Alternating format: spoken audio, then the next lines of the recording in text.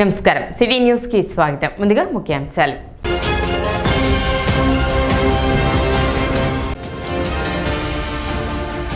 Dumping యార్డ్ను పరిశీలించిన మంత్రి నాదెండ్ల మనోహర్. మే చివరి నాటికి 50% చెత్త తరలింపు ప్రక్రియ పూర్తి చేయాలని అధికారులకు ఆదేశాలు.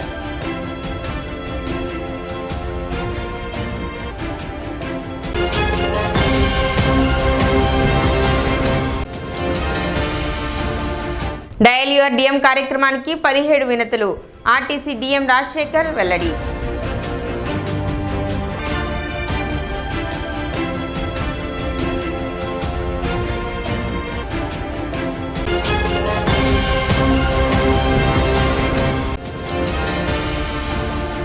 సీఎం రిలీఫ్ ఫండ్ చెక్లను లబ్ధిదారులకు పంపిణీ చేసిన మంత్రి నాదెండ్ల మనోహర్.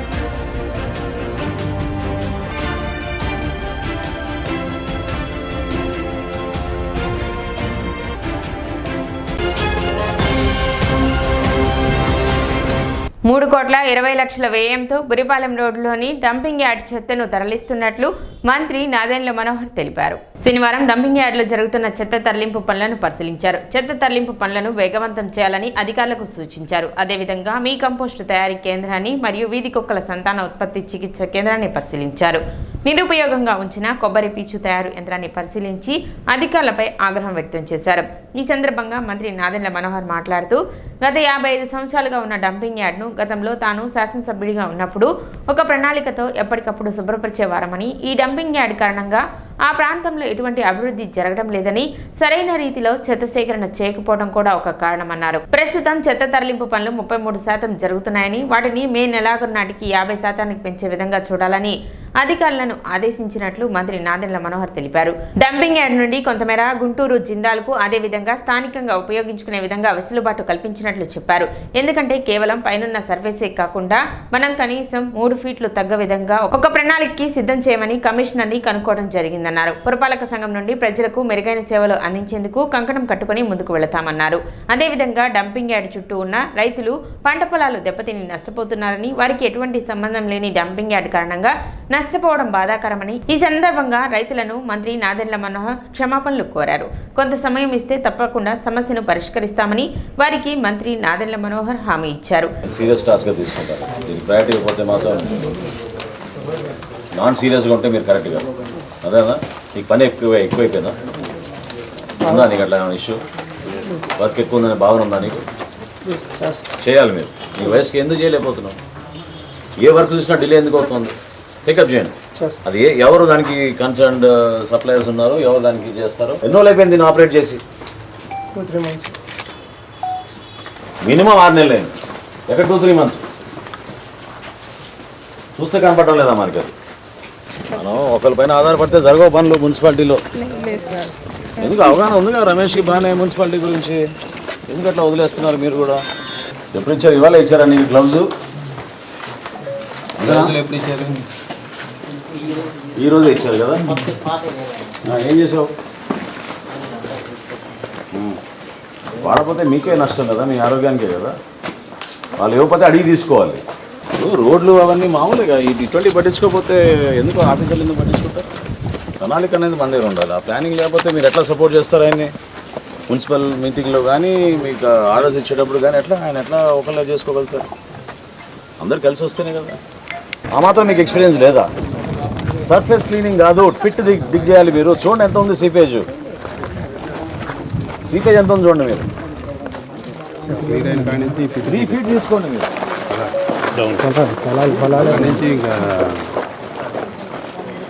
ఫ్లో చూసుకోండి. 3 feet తీసుకోండి. మీరు పిట్టి డిగ్ చేయకుండా మీరు సర్ఫేస్ క్లియర్ చేసుకుందాం పని అయిపోయింది అనుకుంటే ఎట్లా? ఆయన ఎక్కడ ఉన్నారు? ఇందాక అక్కడ మాడుతున్నారు ఆయన టెక్నికల్ ఆయన. ఎవరైనా ఆయన ఏంటి? కాంట్రాక్ట్ ఏజెన్సీయా? Sub contract. దేనికి సబ్ కాంట్రాక్ట్? ఇది సుధాకర్ ఇన్ఫర్మేషన్ సార్. ఓకే. ఆయన ఎవరు? ఇక్కడ ఈ వర్క్ చేపిస్తున్నారు. Authorise person sub contractor, assistant contractor అవన్నీ మనకెందుకు? పిలిపించండి. అదే నేను చెప్పేది. అది కూడా మన రెస్పాన్సిబిలిటీ అంటున్నాను నేను. మనం అటు వెళ్ళిపోతుంది, మనకి సంబంధం లేదనుకుంటే ఏమండి? నేను చెప్పే కదా మీకు. చూడండి, This is what I told you. Without having a grid, how can you start your work? అంటే మీరు అట్లా అన్నారని ఇంకా ఐడియా అనుకుంటా. 3 to 4 feet మీరు దిగ్ చేయబోతుంది. 4 feet అంటే మళ్ళీ అదో ప్రమాదం. 3 feet చేయండి. అదే మీరు అట్లా అన్నారని అనుకుంటా నేను మీకు చెప్తాను. You are yet to come here. Where what you have done there, same will be there. Flow ఎట్టుంది మీరు చూడండి మీరు. అవును అయితే ఉంది సార్. మాది నేను సో అక్కడి నుంచి పికప్ చేయండి, తప్పేంటి. అదే మీరు ఇందాక అట్లా కాదు నేను పక్క పొలాలకు వెళ్తుంటే అది మన బాధ్యత కాదా? మున్సిపాలిటీదే కదా బాధ్యత. మీరు అట్లా అన్నారని ఇంకా నేనేం చేయాలి, అది కంపల్సరీ చేయండి. ఓకేనా? కంపల్సరీ చేయండి, డిగ్ చేయండి. డిగ్ చేసినాకనే మీరు సర్ఫేస్ క్లియరింగ్ కూడా దాంతోపాటు సైమల్టేనియస్గా చేయండి. మీరు నేను వేసినట్టు ఆ గ్రిడ్ ఏదో బుక్ ఏది క్లియర్ కట్గా ఈ ఫాలో ఈ డిజైన్ ఫాలో అవ్వండి సరేనా? ఫాలో 1 2 3 4. కార్యక్రమంలో మున్సిపల్ చైర్పర్సన్ తాడివేని రాధిక, కమిషనర్ బండి శేషణ, పురపాలక సంఘ అధికారులు, పలువురు పార్టీ నాయకులు పాల్గొన్నారు.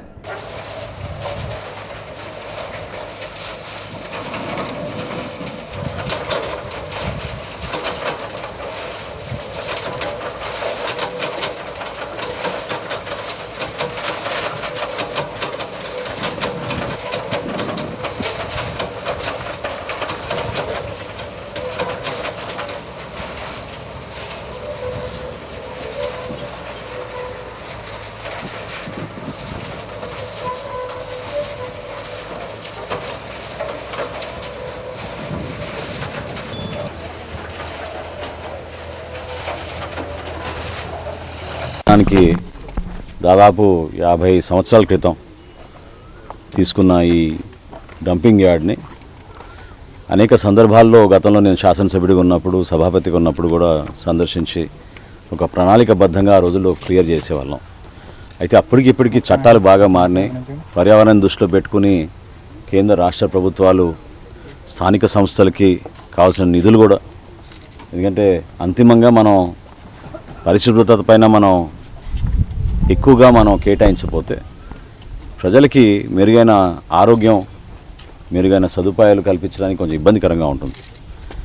ఈ ప్రాంతంలో ఈ డంపింగ్ యార్డ్ వలన అసలు ఏ మాత్రం కూడా డెవలప్మెంట్ జరగలేదు. అంటే ప్రతిరోజు ఈ విధంగా పొగ రావడం, ప్రతిరోజు ఇక్కడే తెనాలి నగరం మరియు చుట్టుపక్కల నుంచి కూడా చెత్త సేకరణ చేసిన తర్వాత ఇక్కడికి సరైన రీతిలో చెత్త సేకరణ కాకపోవడం కూడా ఒక సమస్య. నిన్న సమీక్షించినప్పుడు అసిస్టెంట్ కమిషనర్ గారు 33% వరకే జరుగుతోంది తడి చెత్త పొడి చెత్త అనేది చెప్పారు. సో ఒక మన సిబ్బందిలో కూడా మార్పు వచ్చి చైతన్యం తీసుకొచ్చే విధంగా మే నెలాఖరికల్లా స్వచ్ఛాంధ్ర మేము మే 17వ తారీఖున నిర్వహించాలనుకున్నాం. మే నెలాఖరికల్లా 50% పెంచేటట్టు ఒక ప్రణాళిక సిద్ధం చేయమని ఆమెని కోరడం జరిగింది.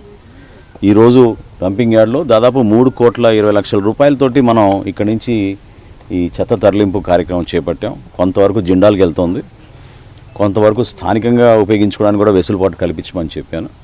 ఎందుకంటే కేవలం పైన ఉన్న సర్ఫేసే కాకుండా మనం కనీసం 3 ఫీట్లు తవ్వే విధంగా ఒక ప్రణాళిక సిద్ధం చేయమని నేను కమిషనర్ గారిని కోరడం జరిగింది. దానికి కావాల్సిన నిధులు కానివ్వండి, మేము అందించాల్సిన సహాయం కానివ్వండి, చైర్పర్సన్ గారు కూడా సిద్ధంగా ఉన్నారు. సో ఎక్కడా ఇబ్బంది కలగకుండా మున్సిపాలిటీ నుంచి పౌరులందరికీ కూడా మెరుగైన సేవలు అందించడానికి కోసం ఖచ్చితంగా కంకణం కట్టుకుని ముందుకెళ్తాం. ఈ వేసవి కాలంలోనే ఒక మార్పు ఈ పారిశుద్ధ్యం విషయంలో తెనాల్లో చేసి చూపిస్తాం.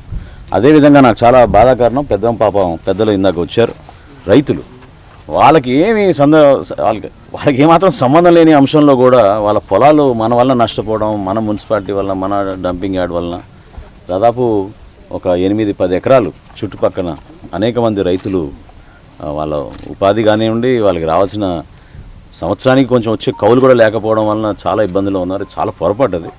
సో ఈ వేసవి కాలం కల్లా మాట ఇచ్చాను పెద్దానికి, ఎట్టి పరిస్థితుల్లో కూడా మేము పరిసర ప్రాంతాలు కూడా క్లీనప్ చేసి ఎప్పుడైతే ఈ పిట్స్ డిగప్ చేస్తామో వాటర్ కూడా అటు సీపేజ్ కాకుండా చూసుకోవడానికి ఒక ప్రణాళిక సిద్ధం చేసుకుంటాం. ఫ్యూచర్లో వారికి కూడా మా మున్సిపాలిటీ తరఫున మేము అందరం క్షమించమని కోరుతున్నాం. పొరపాటు అది, ఎందుకంటే వాళ్ళ పొలాల్లోకి ఆ విధంగా ఇబ్బంది కలిగే పరిస్థితి రాకూడదు. కొంచెం సమయం ఇస్తే తప్పకుండా ఆ మార్పు తీసుకొచ్చే విధంగా మేము అందరం కూడా కష్టపడతాం.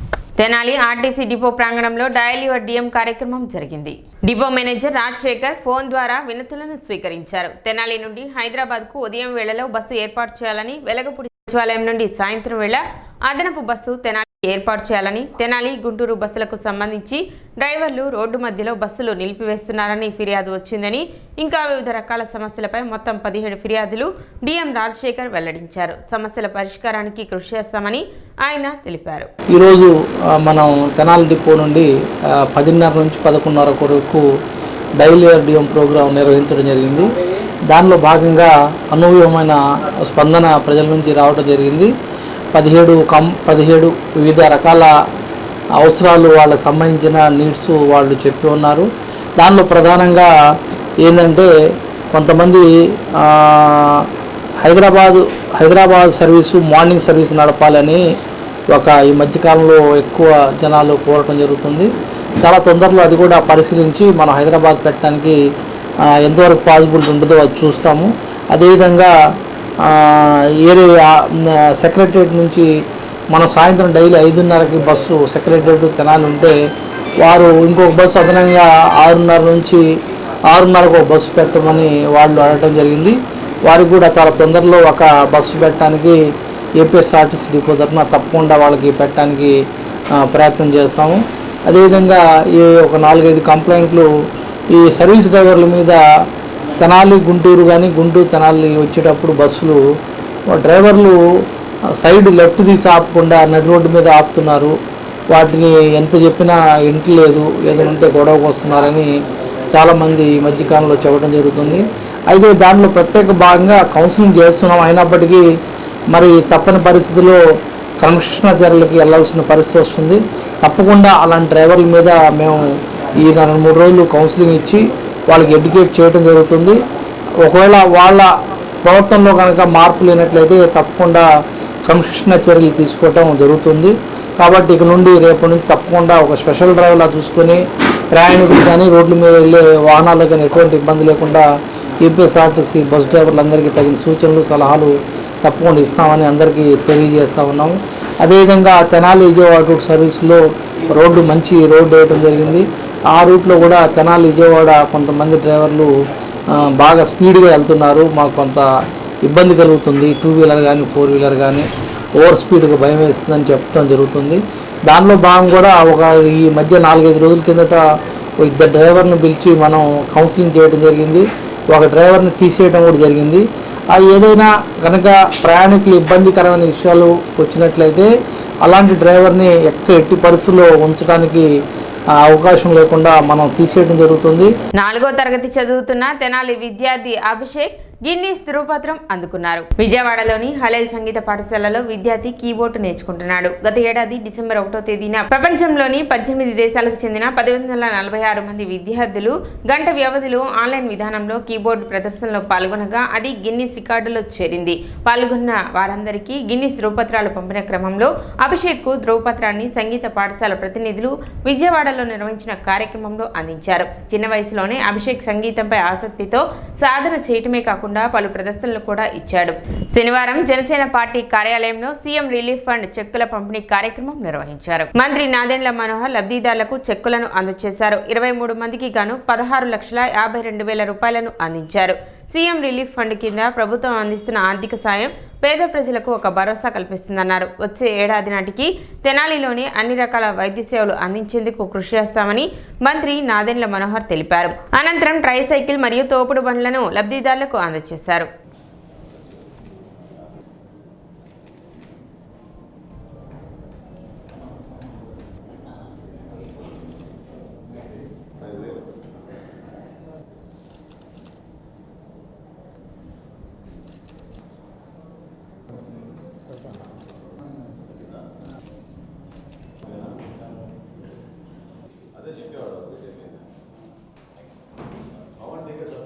కూటమి ప్రభుత్వం ఏర్పడిన తర్వాత ముఖ్యంగా ఎవరైతే ఎమర్జెన్సీగా అనుకోకుండా ఆరోగ్య సమస్యలు వచ్చి అదేవిధంగా యాక్సిడెంట్లో కూడా పాపం హాస్పిటల్లో చేరినప్పుడు ఆ ఖర్చు భరించలేని పరిస్థితిలో ఆ కుటుంబాలను ఆదుకోవడానికి ముఖ్యమంత్రి గారి సహాయ నిధి అనేది ప్రభుత్వం ఏర్పాటు చేసింది. అయితే విజయవాడలో బుడమేరు వరదలు వచ్చినప్పటి నుంచి రాష్ట్ర వ్యాప్తంగా ఒక చైతన్యం తీసుకొచ్చి గౌరవ ముఖ్యమంత్రి గారు చంద్రబాబు నాయుడు గారు దాతలందరినీ వచ్చి ముఖ్యమంత్రి గారి సహాయ నిధికి సహాయం అందించమన్నప్పుడు విశేష స్పందన, తద్వారా ప్రభుత్వం నుంచి ఇటువంటి కార్యక్రమం ప్రజల్లోకి తీసుకెళ్ళగలుగుతున్నాం. ఈరోజు తెనాలి నియోజకవర్గంలో 21 మందికి 26,53,042 రూపాయలు ముఖ్యమంత్రి గారి సహాయ నిధి నుంచి చెక్కులు అందజేయడం జరిగింది. ఇదొక కార్యక్రమం కుటుంబాలకి ఆదుకోవడానికి, ఒక ధైర్యం నింపడానికి, ఒక భరోసా నింపడానికి. ఎవరు సహాయం చేయరు అనే పరిస్థితుల్లో కొంచెం ఓపికగా మీరు అప్లికేషన్ సబ్మిట్ చేసుకొని హాస్పిటల్ నుంచి డీటెయిల్స్, మీ ఖర్చులు, వివరాలు అవన్నీ కూడా జమ చేస్తే తప్పకుండా ప్రభుత్వం నుంచి ముఖ్యమంత్రి గారి చొరవతోటి ఈ కార్యక్రమాన్ని అందరికీ అందించడానికి ఒక సహాయం కార్యక్రమం తెనాలి నియోజకవర్గంలో కూడా చేస్తున్నాం. ప్రజలందరినీ నేను కోరుకుంటున్నాను, వీలైనంత వరకు తెనాలి ఆసుపత్రిలోనే ఇంకా మెరుగైన వైద్య సేవలు వచ్చేటట్టు అన్ని విధాలుగా శాయశక్తిలా కృషి చేస్తున్నాం. వచ్చే సంవత్సరానికల్లా వేరే పట్టణానికి వెళ్లకుండా ఎటువంటి సర్జరీ అయినా, ఎటువంటి వ్యాధి అయినా మన తెనాల్లోనే మనం జాగ్రత్తగా చేకూర్చు వాటికి సరైన ట్రీట్మెంట్ జరిగేటట్టు అన్ని ఏర్పాట్లు చేస్తామని ఈ సందర్భంగా హామీ ఇస్తూ, ముఖ్యమంత్రి గారి సహాయ నిధిని మాత్రం ఎమర్జెన్సీ పర్పసెస్ కోసం కుటుంబాలని ఉపయోగించుకోమని మరొకసారి తెలుపుకుంటున్నాం. విద్యా హక్కు చట్టం 2009 సెక్షన్ 12ను అనుసరించి ప్రతికూల పరిస్థితులను ఎదుర్కొంటున్న మరియు బలహీన వర్గాల పిల్లలకు అన్ని ప్రైవేటు, అన్ని ఎయిడెడ్ పాఠశాలల్లో 1వ తరగతి ప్రవేశాల కొరకు దరఖాస్తు చేసుకోవచ్చని మండల విద్యాశాఖ అధికారి వి జయంతిబాబు తెలిపారు. పేదరికం చదువుకు ఆటంకం కాకూడదన్నదే ప్రభుత్వ లక్ష్యమని, ఇందుకోసం కనీసం 25% సీట్లు బలహీన వర్గాల పిల్లల కోసం కేటాయించాలని ప్రభుత్వం ఆదేశించడం జరిగిందన్నారు. ఆంధ్రప్రదేశ్ ప్రభుత్వం సమగ్ర శిక్షతో కలిసి 2025-26 విద్యా సంవత్సరంలో సిబిఎస్ఈ స్టేట్ సిలబస్ అనుసరిస్తున్న అన్ని పాఠశాలల్లో 1వ తరగతి దరఖాస్తులకు ఆహ్వానం పలుకుతుందని తెలిపారు. అందులో హెచ్ఐవి బాధితులు, ఆర్థికంగా వెనుకబడిన BC, SC, ST, OC, minority వర్గాలు ఇందుకు అర్హులని తెలిపారు. గ్రామీణ ప్రాంతాల వారైతే 1,20,000 రూపాయలు వార్షిక ఆదాయం మించకూడదని, అదే పట్టణ ప్రాంతంలో వారు అయితే 1,44,000 రూపాయలు వార్షిక ఆదాయం కలిగి ఉండాలని తెలిపారు. సిబిఎస్ఈ పాఠశాలల్లో దరఖాస్తు చేసుకోవాలంటే 2 ఏప్రిల్ 2019 నుండి 31 మార్చి 2020 మధ్య జన్మించి ఉండాలని, 5 సంవత్సరాల నిండి ఉండాలని అన్నారు. అలాగే స్టేట్ సిలబస్ అనుసరిస్తున్న పాఠశాలలో దరఖాస్తు కొరకు ఏప్రిల్ 2, 2019 నుండి 31 మే 2020 మధ్య జన్మించి 5 సంవత్సరాల నిండి ఉండాలన్నారు. తల్లిదండ్రులు తగిన ఆధారాలను csc.ap.government.in వెబ్సైట్ ద్వారా లేదా సంబంధిత గ్రామ, వార్డు సచివాలయాలు, మీ సేవ ఇంటర్నెట్ ద్వారా దరఖాస్తు చేసుకోవాలని తెలిపారు. ఏప్రిల్ 28 నుండి మే 15 మధ్య ఆన్లైన్ ద్వారా అప్లికేషన్స్ తీసుకోవడం జరుగుతుందన్నారు. ఆంధ్రప్రదేశ్ విద్యాశాఖ కమిషనర్ గారి ఉత్తర్వుల ప్రకారం ఈ విద్యా సంవత్సరం అనగా 25-26 విద్యా సంవత్సరంలో ప్రైవేట్ అన్ఎయిడెడ్ పాఠశాలలో 12(1)C కింద షెడ్యూల్డ్ క్యాస్ట్, షెడ్యూల్డ్ ట్రైబ్స్, వెనుకబడిన తరగతులు, అదేవిధంగా ఛాలెంజ్డ్ చిల్డ్రన్, ఆర్ఫన్స్ వీళ్ళందరికీ 25% సీట్లను కేంద్ర ప్రభుత్వం ఆర్టీ ప్రకారం కేటాయించింది. దానిలో అడ్మిషన్స్ కొరకు ఈ నెల 28 నుండి ఆన్లైన్లో అప్లై చేసుకోవాల్సి ఉంటుంది. ఈ సమాచారాన్ని అందరికీ ఆల్రెడీ ఇవ్వడం జరిగింది. ముందుగా 1 కిలోమీటరు పరిధిలో గల పాఠశాలలో అడ్మిషన్స్కి ప్రాధాన్యత ఇస్తారు. అదేవిధంగా ఒక పాఠశాలలో ఈ అప్లై చేసిన విద్యార్థి యొక్క సిబ్లింగ్స్ అంటే అన్నయ్య కానీ అక్క కానీ చదువుతుంటే వాళ్ళకి ప్రాధాన్యత ఇస్తారు. గ్రామీణ ప్రాంతాల్లో అయితే 1,20,000, పట్టణ ప్రాంతాల్లో 1,44,000 వార్షిక ఆదాయాన్ని మించకూడదు. దీనికి అప్లై చేయడానికి కూడా ఎక్కువగా ఇబ్బంది పడాల్సిన అవసరం లేదు. మీకు ఏ సహాయం సహకారం కావాలన్నా మా మండల విద్యాశాఖాధికారి వారి కార్యాలయం తెనాలి వారిని సంప్రదించవచ్చు. అదేవిధంగా మీ సమీపంలో సచివాలయాన్ని సంప్రదించిన ఆన్లైన్లో ఎలా రిజిస్ట్రేషన్ చేసుకోవాలి, అప్లై చేసుకోవాలనేది చెప్తారు. సిబిఎస్ఈ, ఐబీ ఈ సిలబస్ ఫాలో అవుతున్న స్కూల్స్లో అయితే విద్యార్థికి 6 సంవత్సరాలు వచ్చి ఉండాలి మే 1వ తేదీ నాటికి. అదే రాష్ట్ర ప్రభుత్వ పాఠశాలలో అయితే 5 సంవత్సరాలు పూర్తయి ఉంటే సరిపోతుంది. ఈ నిబంధనలు ఖచ్చితంగా అమలవుతాయి.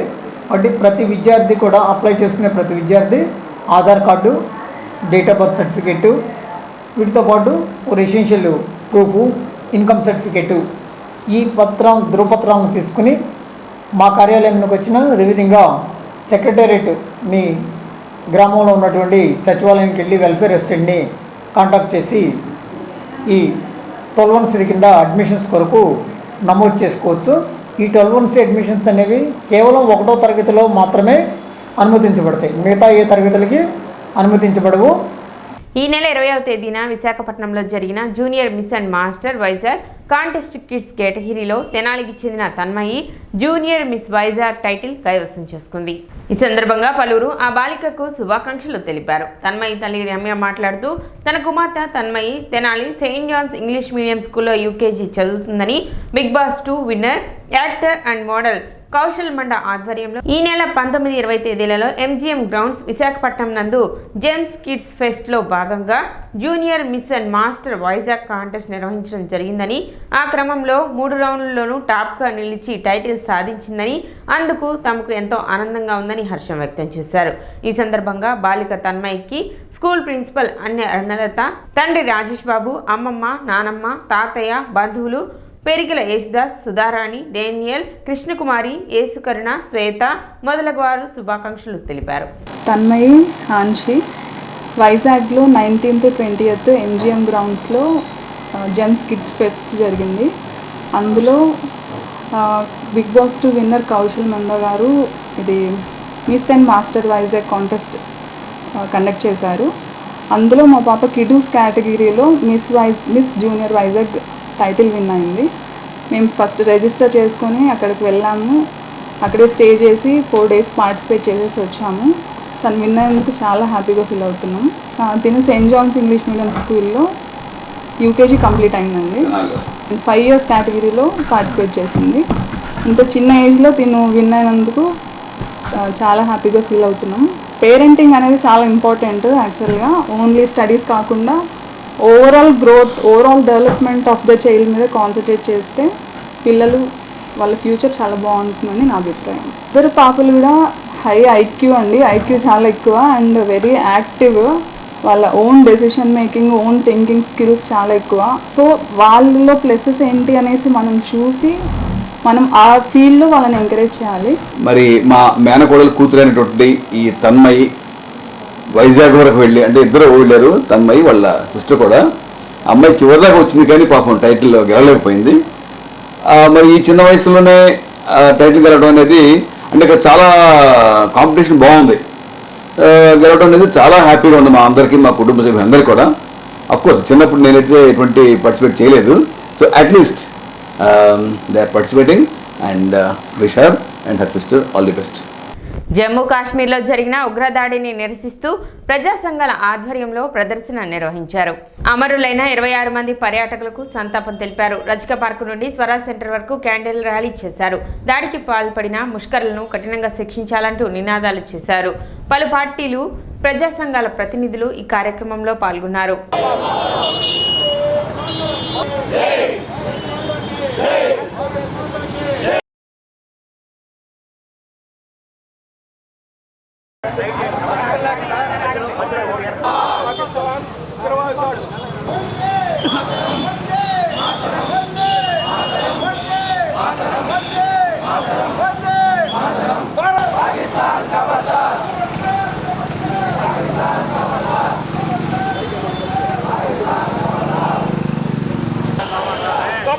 खबरदार बोलो भारत माता की, भारत माता, खबरदार खबरदार खबरदार खबरदार भारत माता की, भारत माता की. భారతదేశం మీద పాకిస్తాన్ ఉగ్రవాదులు, ముష్కరులు పెహల్గాం యాత్రకు వెళ్ళినటువంటి 26 మందిని, 50 మందిని మొత్తం మతం అడిగి, మీరు ఏ మతానికి చెందిన వాళ్ళు అని అడిగి ఉర్దూలో ముస్లిం మతానికి సంబంధించినటువంటి కల్మాని పఠించి కొంతమంది బట్టలు ఊడదీసి చెకప్ చేసి వీళ్ళు ముస్లిమ్స్ కాదు హిందూస్ అనేటువంటిది డిసైడ్ చేసుకొని పాయింట్ బ్లాంక్లో షూట్ చేసి చంపేయటం జరిగింది. ఇంతకంటే దుర్మార్గం ప్రపంచంలో ఇంకొకటి లేదు. ప్రజా సంఘాలన్నీ నాన్ పొలిటికల్గా ప్రజా సంఘాలన్నీ కూడా ఈ రోజున ఈ శాంతి ర్యాలీలో క్యాండిల్ ర్యాలీలో పాల్గొనడం జరిగింది. ముఖ్యంగా తెనాలి పట్టణంలో ఉన్నటువంటి వాకర్స్ క్లబ్స్ కానీ, సీనియర్ సిటిజన్స్ అసోసియేషన్స్ కానీ, పెన్షన్స్ అసోసియేషన్స్ కానీ ఇవన్నీ కూడా సంయుక్తంగా ఐకమత్యంతో ఈ ర్యాలీలో పాల్గొంటున్నారు. మా అందరి విజ్ఞప్తి ఏంటంటే మత మౌఢ్యం నశించాలి, ఉగ్రవాదం నశించాలి. భారతదేశం శాంతియుత దేశం కాబట్టి మనందరూ కూడా పరమత కోఆపరేషన్ ఉండాలి. కాబట్టి వాళ్ళందరూ కూడా మేము ఎవరైతే అమరులయ్యారో వాళ్ళందరూ కూడా హృదయపూర్వకంగా మేము శాంతిని భగవంతుని ప్రార్థిస్తూ వారి ఆత్మకి శాంతి కలగాలని చెప్పి ప్రార్థిస్తూ మన దేశంలో శాంతియుత వాతావరణం నెలకొల్పడానికి అందరూ ప్రయత్నించాలని చెప్పి మేము సంయుక్తంగా అప్పీల్ చేస్తున్నాం. సిటీ న్యూస్ ముగించే ముందు ముఖ్యాంశాలు మరోసారి.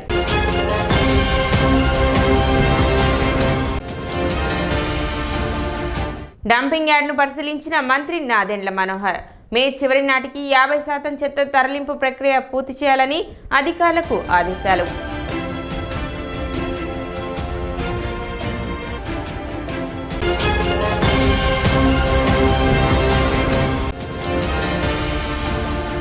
డయల్ యువర్ డిఎం కార్యక్రమానికి 17 వినతులు. ఆర్టీసీ డిఎం రాజశేఖర్ వెల్లడి.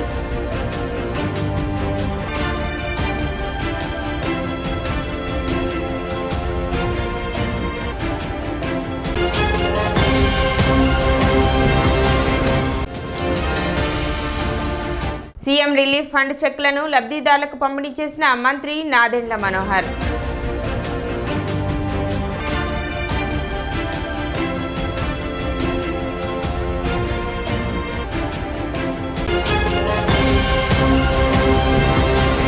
సిటీ న్యూస్ ఇంతటితో సమాప్తం. నమస్కారం.